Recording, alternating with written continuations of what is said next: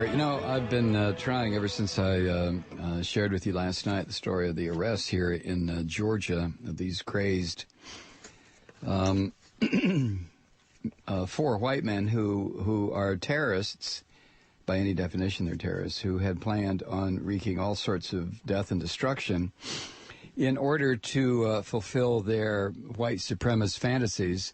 I've been trying to patch all this together because there are some aspects to the story that I find really interesting. Apparently, these freaks were inspired by an online self-published, quote, novel, unquote, written by another freak, Mike Vanderboe. The novel is titled Absolved. It's about... what the hell is it about? It's about a plot to... never mind. It doesn't make any difference what it's about. From what I understand, I haven't read it. I never will read it. It's a bunch of garbage. It's a typical crap that you find from these psychotic right-wingers in this country. The real terrorism in this country is not from outside the country. We all know this. The real terrorism is from inside the country. The real threat of terrorism is from inside the country. What happened on September 11, 2001 is still open for all kinds of debate, even though the authorities have decided to close it down, and the official story is the official story. But real terrorism, a real threat to the United States, comes from these cells of aging white males who are essentially cowards, who I've been dealing with these bastards for the past 30 years. I know what I'm talking about. I don't know how to describe them except to say that given the right amount of what am I looking for here? It's hard for me to talk about them because they're so disgusting. They're like just worms. I don't know. They're maggots. But given the right amount of inspiration, they'll do things like blow up the Murrah Federal Building and kill 168 innocent people in order to make their point. To most of these people, Timothy McVeigh is a goddamn hero, just an absolute out-and-out hero because he killed American citizens and children. This is how sick this filth is. And this filth is what these four people who were busted last night are comprised of. They're terrible, terrible people who should be exiled, thrown out of the country. Put them on a goddamn island someplace and let the rising sea level drown them like rats. But until that happens, we have to deal with them. Now, there is a Fox News Channel connection here.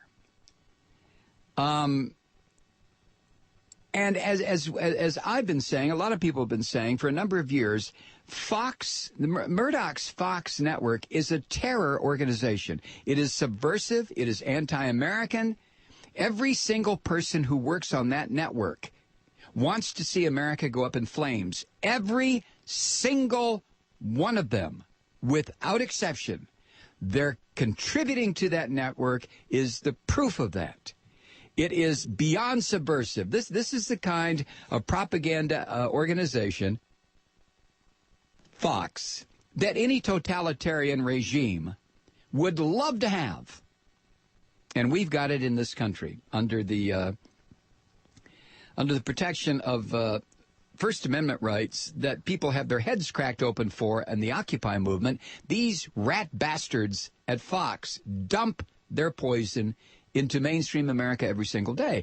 And the sad part is how many people have heads that are just yawning chasms of emptiness into which this garbage is pumped by Fox. Now, what's the Fox connection? The Fox connection and the connection to the four terrorists here in Georgia is Mike Vanderboe, who is a former militia member. He's the one who urged his blog readers to throw bricks through the windows of Democratic offices. Remember that a couple of years ago when the Obama's health care plan was passed, and Vanderboe said the way to respond to that was to get violent, throw bricks through the windows of of the offices of Georgia members, or I'm sorry, of Democratic members of Congress. In other words, commit acts of vandalism and violence in response to. Now, let me point out that Mike Vanderboe, has been on the public dole for years. He gets Social Security. He gets some kind of Medicare or Medicaid payments. You know, this guy is your typical right-wing worm, a hypocrite. He's probably a Christian, too. I'm sure he goes to church every Sunday and praises Jesus. But Vanderboe, in recent months, has been mainstreamed by Fox News. Fox News treats him as an expert on the ATF's Operation Fast and Furious. Remember that? Fast and Furious, the one where the guns that were assigned to dealers, and they wound up in the hands of narco-terrorists in Mexico, and an ATF agent wound up being shot dead, and on and on and on and on. This is the one that the Attorney General, Eric, what's his name, is involved in. And the right wing in this country, of course, is just frothing at the mouth over this whole issue. But Vanderboe is the guy that Fox News has decided is an expert on all things ATF. They've had him on the air several times. They've done packages on him. Vanderboe was the one who broke the story that the ATF had knowingly allowed gun trafficking suspects to take weapons across the border into Mexico. Now, according to Vanderboe, though, that failed operation is actually part of a secret plot against the Second Amendment, directed from the highest levels of government. Now, this is a theory that Fox News puts out there also. Vanderboe has pushed bizarre theories linking the program, this ATF program, Fast and Furious, to Hillary Clinton not running for president. And just all kinds of things. You see, it all stitches together. When you're paranoid schizophrenic, everything stitches together. So Fox News has repeatedly featured this guy as an authority on the ATF's failed Operation Fast and Furious. They never identify him as a former militia leader, as a leader of the extremist 3%ers, as an armed rally speaker, as a Minuteman, as a conspiracy theorist. Fox identifies him as an authority on the ATF, when this guy is nothing but another psychotic son of a bitch wandering around in the United States with all these crazed ideas about, they're trying to take our guns. Oh, the queers are coming. Oh, my God, they're going to force your old lady to have an abortion. Fox News treats this guy as though he were an authority on something other than insanity, which he's not. Now, the tie-in